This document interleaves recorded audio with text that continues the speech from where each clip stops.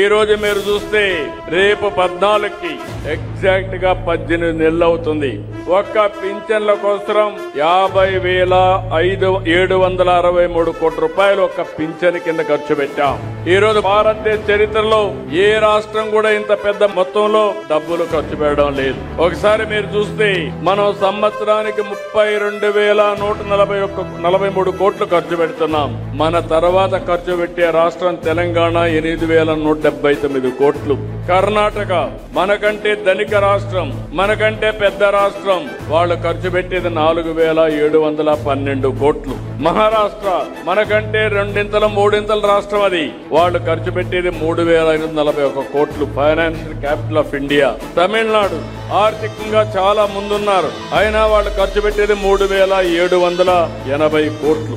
ఉత్తరప్రదేశ్ మనకంటే 3 రెట్లు పెద్ద రాష్ట్రం, ఆ రాష్ట్రంలో వాళ్ళు ఖర్చు పెట్టేది 520 కోట్లు. గుజరాత్ లో కూడా మీరు చూస్తే 1,584 కోట్లు.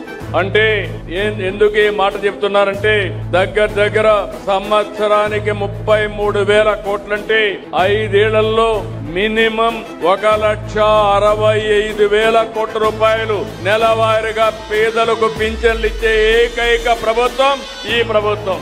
63,25,999 మందికి ఇస్తున్నాం. 2,739 కోట్ల పింఛన్ రూపంలో ఇస్తున్నాం.